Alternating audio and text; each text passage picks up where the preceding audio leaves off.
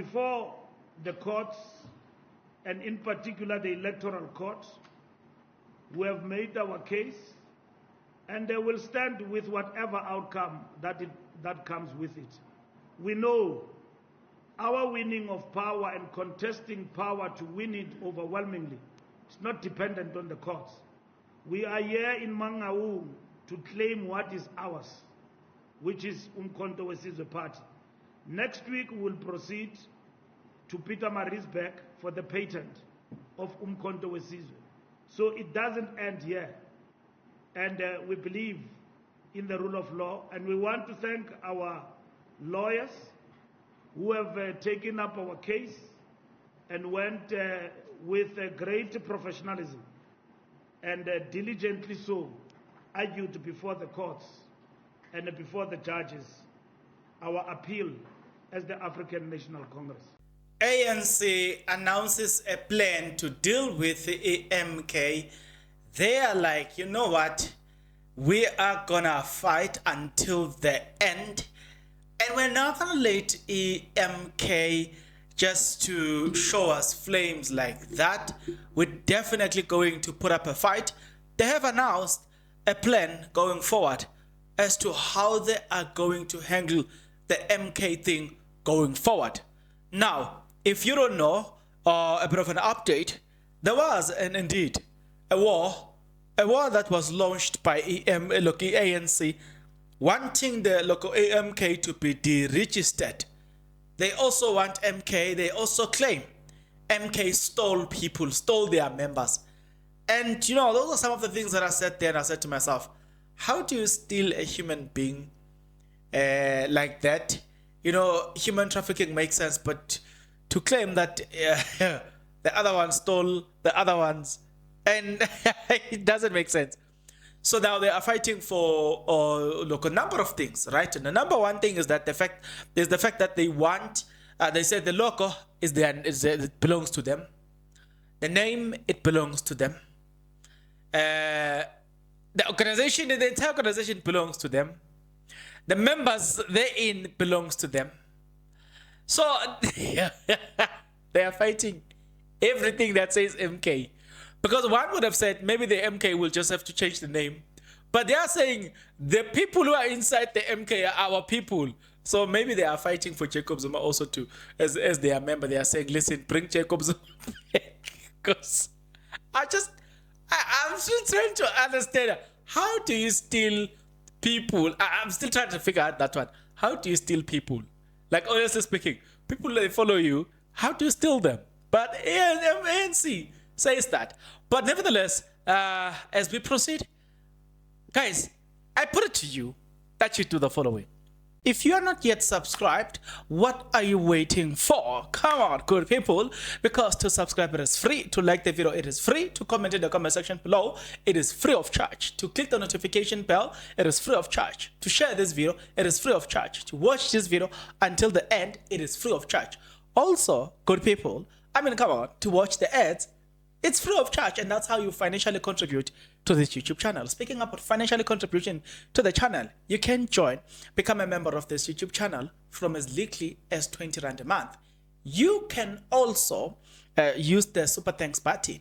In case you don't want to do that, guys, there is a way where you can use my media company banking details to donate to the channel, and you know what I'm saying, we'll bring you more, and also guys want to buy more equipment. So the power is in your hands.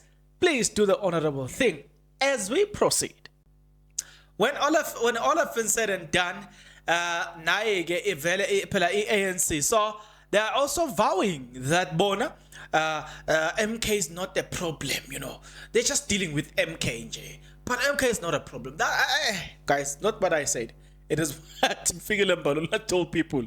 I'm like, Figilem Balula, do you read stats? Are you looking at polls? Do you understand what is going on? Because for me, it sounds like they are living they are living a fairy tale life. If you are being realistic, MK is doing the most when it comes to when it comes to membership.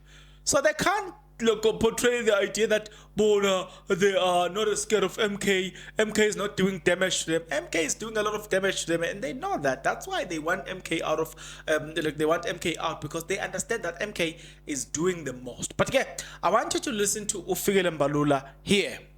The public posture and pronouncements of members and leaders of the party in question leave no doubt about its anti-constitutional, anti-democratic, ethno-populist, violent and insurrectionary intentions.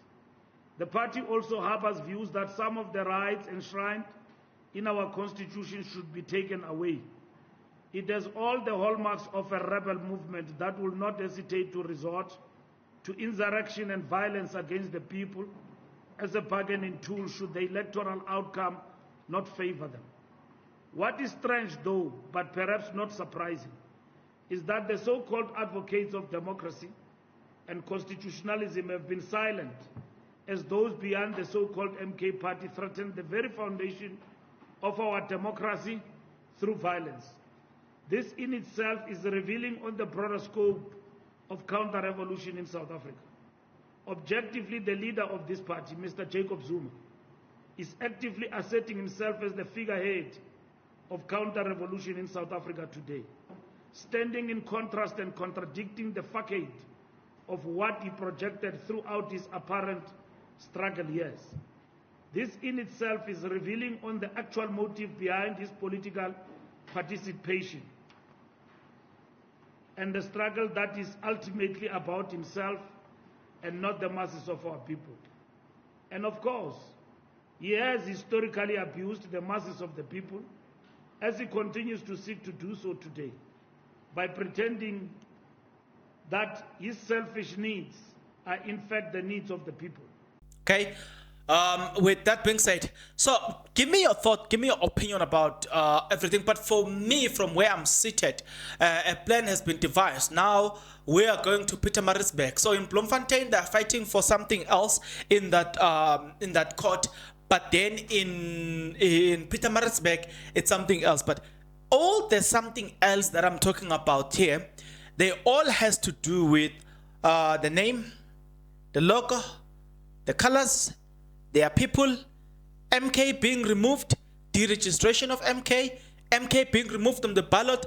You know what I'm saying? Everything. It's just that they've separated the matters. One is in High Court, the other one is in Pietermaritzburg. I don't know, it's also Pietermaritzburg High Court. But yeah, the ANC, they are fighting with everything that they have in their power to make sure that they have MK deregistered and removed from the ballot paper. It's just remain to be seen whether or not they will succeed in getting MK out of their way. But maybe one of the questions that one have will say, one of the questions that we can have is that, look, just say it.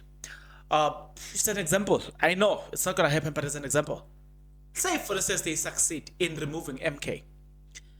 Do you think still removing MK from this will help them?